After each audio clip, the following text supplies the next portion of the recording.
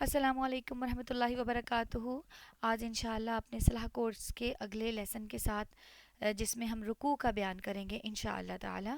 رکوع میں جو احادیث مبارکہ سے ثابت ہے، رسول اللہ صلی اللہ علیہ وسلم رکوع میں جاتے وقت اللہ اکبر کہہ کر دونوں ہاتھ کندھوں یا کانوں تک اٹھائیں۔ زیادہ تر جو احادیث ہے وہ کندھوں تک اٹھانے کی آئی ہیں، اور یہ حدیث یعنی رفع یدین کر فرماتے تھے، اور یہ حدیث صحیح بخاری باب الاذان میں بھی موجود ہے، صحیح مسلم باب الصلاۃ میں بھی موجود ہے، اور اسے سیدنا ابن عمر رضی اللہ تعالیٰ عنہ نے بیان فرمایا ہے۔ آپ فرماتے ہیں رسول اللہ صلی اللہ علیہ وسلم جب نماز پڑھ ادا کرتے تو رکوع کے لیے تکبیر کہتے تو اپنے دونوں ہاتھ کندھوں تک اٹھاتے، اور اس کے علاوہ رکوع میں پیٹھ یعنی پشت آپ کی بالکل سیدھی رکھیں، اور سر کو پیٹھ کے برابر یعنی سر نہ تو اونچا ہو اور نہ نیچا، دونوں ہاتھوں کی ہتھیلیاں دونوں گھٹنوں پر رکھیں، اور دونوں ہاتھوں بازوؤں کو تان کر رکھیں، یعنی ذرا غم خم نہ ہو اس کے اندر، یعنی بازو اور آپ کے جو ہاتھ ہیں وہ بالکل سیدھے ہوں، ان میں خم نہ ہو، ٹیڑھے نہ ہو، گھٹنوں کو مضبوطی سے تھامیں۔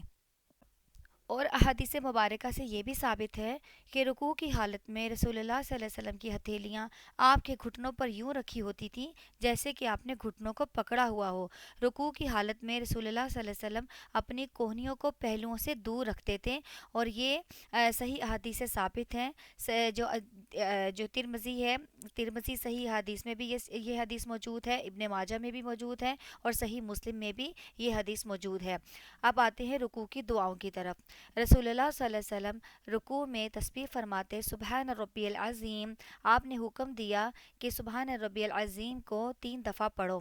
اس کا ترجمہ ہے سبحان پاک ہے، ربی میرا رب، العظیم بہت بڑا ہے، عظیم ہے، یعنی پاک کس سے ہے؟ ہر عیب سے میرا رب پاک ہے اور عظیم ہے، سبحان ربی العظیم۔ تو جو ہم نے بچپن سے یہ تسبیح یاد کر رکھی ہے، سب بہنوں کو آتی ہے ماشاءاللہ، الحمدللہ میں جانتی ہوں، ہم بچپن سے یہی تسبیح پڑھتے ہوئے یہ حدیث مبارکہ سے ثابت ہے، اور 3 دفعہ سے کم مقدار میں نہیں پڑھنا چاہیے، لیکن اس کے علاوہ اور بھی بہت ساری تسبیحات ہیں جو احادیث مبارکہ سے ثابت ہیں۔ رسول اللہ صلی اللہ علیہ وسلم صرف سبحان ربی العظیم 3 دفعہ کہہ کر نہیں اٹھ جایا کرتے تھے، کیونکہ آپ صلی اللہ علیہ وسلم کا رکوع بھی اتنا لمبا ہوتا تھا جتنا قیام لمبا ہوتا تھا، آپ صلی اللہ علیہ وسلم کے سجود بھی لمبے ہوتے تھے، قوما بھی لمبا ہوتا تھا۔ تو ہمیں سوچنا چاہیے کہ رسول اللہ صلی اللہ علیہ وسلم کیا جو ہے جب رکوع میں ہوتے تھے تو کیا ایک ہی تسبیح سبحان ربی العظیم کا ورد کرتے رہتے تھے؟ نہیں، اور بھی احادیث مبارکہ سے تسبیحات ثابت ہیں، وہ بھی انشاءاللہ تعالی آہستہ آہستہ ہمیں یاد کرنی چاہیے۔ جیسے احادیث مبارکہ سے ایک اور تسبیح جو ہے وہ ثابت ہے، رسول اللہ صلی اللہ علیہ وسلم رکوع میں یہ دعا بھی پڑھتے تھے سبحانک و بحمدک لا الہ الا انت۔ اے اللہ، تیرے ہی لیے پاکی اور تعریف ہے، تیرے سوا کوئی سچا معبود نہیں ہے۔ عائشہ رضی اللہ تعالیٰ عنہ فرماتی ہیں کہ رسول اللہ صلی اللہ علیہ وسلم اپنے رکوع میں اکثر یہ جو دعا میں نے آپ کے سامنے رکھی یہ تسبیح پڑھا کرتے تھے۔ اسے صحیح مسلم میں باب الصلاۃ میں یہ حدیث موجود ہے۔ اس کے علاوہ جو اور تسبیحات ہیں، سبحانک اللہم ربنا و بحمدک اللہم اغفر لی، سبحانک اللہم، اے ہمارے پروردگار آپ پاک ہیں، ربنا ہمارے رب، و بحمدک اور تیری ہی ہم حمد بیان کرتے ہیں، اللہم اے اللہ، اے الہ یا الہی اغفر لی مجھے بخش دے، سبحانک اللہم ربنا و بحمدک اللہم اغفر لی، اے ہمارے پروردگار آپ پاک ہیں، ہم آپ کی تعریف بیان کرتے ہیں، یا الہی مجھے بخش دیجئے۔ سیدہ عائشہ رضی اللہ تعالیٰ عنہ روایت کرتی ہیں رسول اللہ صلی اللہ علیہ وسلم اپنے رکوع اور سجدہ میں فرماتے تھے سبوح قدوس ربنا و رب الملائکۃ والروح، فرشتوں اور روح جبریل کا پروردگار نہایت پاک ہے، اور یہ صحیح بخاری اور صحیح مسلم میں یہ حدیث موجود ہے۔ اس کے علاوہ سیدنا عوف بن مالک رضی اللہ تعالیٰ عنہ روایت کرتے ہیں کہ رسول اللہ صلی اللہ علیہ وسلم اپنے رکوع میں فرمایا کرتے تھے سبحان ذی الجبروت والملکوت والکبریاء والعظمت، قہر، غلبے، بادشاہی، بڑائی اور بزرگی کا مالک اللہ ہے، اور اللہ پاک ہے۔ اور یہ بھی جو ہے صحیح احادیث سے صحیح مسلم میں باب الصلاۃ میں یہ حدیث موجود ہے۔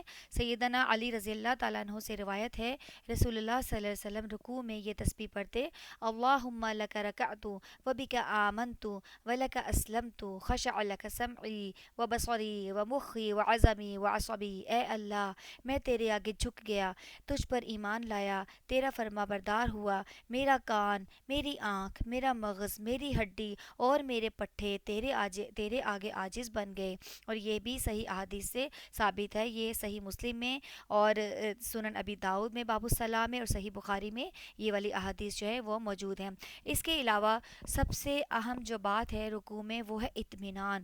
اطمینان جو ہے وہ نماز کا رکن ہے۔ سیدنا ابو ہریرہ رضی اللہ تعالیٰ عنہ سے روایت ہے کہ ایک شخص مسجد میں داخل ہوا، رسول اللہ صلی اللہ علیہ وسلم مسجد کے ایک کونے میں تشریف فرما تھے۔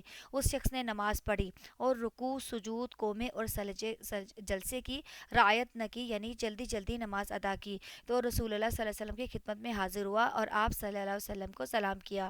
آپ صلی اللہ علیہ وسلم نے فرمایا وعلیکم السلام، واپس جا کر پھر نماز پڑھ، اس لیے کہ تو نے نماز نہیں پڑھی۔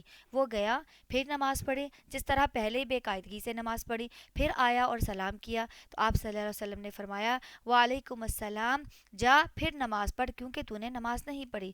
اس شخص نے تیسری یا چوتھی بار بے قاعدگی سے نماز پڑھنے کے بعد کہا یا رسول اللہ صلی اللہ علیہ وسلم، آپ مجھے نماز پڑھنے کا صحیح طریقہ سکھلا دیجئے۔ تو آپ صلی اللہ علیہ وسلم نے فرمایا جب تو نماز کے ارادے سے اٹھے تو پہلے خوب اچھی طرح سے وضو کر، پھر قبلہ رخ کھڑا ہو کر تکبیر تحریمہ کہہ، پھر قرآن مجید میں سے جو تیرے لیے آسان ہو وہ پڑھ، پھر رکوع کر یہاں تک کہ اطمینان سے رکوع پورا کر، پھر رکوع سے سر اٹھا یہاں تک کہ قومے میں سیدھا کھڑا ہو جا، پھر سجدہ کر یہاں تک کہ اطمینان سے سجدہ مکمل کر، پھر اطمینان سے سر اٹھا اور جلسے میں بیٹھ جا، پھر سجدہ کر یہاں تک کہ اطمینان سے سجدہ پورا کر، پھر سجدے سے اپنا سر اٹھا اور دوسری رکعت کے لیے سیدھا کھڑا ہو جا، پھر اس طرح اپنی تمام نماز پوری کر۔ یہ جو ہے اسے صحیح بخاری میں امام بخاری نے اپنی حدیث میں روایت کیا، یہ صحیح بخاری اور باب الاذان میں یہ حدیث نمبر 793 یہ حدیث اس میں موجود ہے، اور اسی طرح صحیح مسلم باب الصلاۃ میں بھی یہ حدیث موجود ہے جس کا نمبر ہے 397۔ تو امید کرتی ہوں کہ آپ سب لوگوں کو آج کی جو تسبیحات ہیں انشاءاللہ سمجھ آئی ہوں گی۔ آپ کے ساتھ چارٹ شیئر کر دیا جائے گا، تو آپ سب لوگ جو ہے نا آہستہ آہستہ ان تسبیحات کو، ان دعاؤں کو یاد کریں اور آہستہ آہستہ ان کا ترجمہ یاد کریں، تو ایک ایک کر کے باری باری جب یاد ہوتی جائیں گی ان کو اپنی نمازوں میں شامل کیجیے۔ واخر دعوانا الحمدللہ رب العالمین۔ السلام علیکم ورحمۃ اللہ وبرکاتہ۔ جزاکم اللہ خیرا کثیرا۔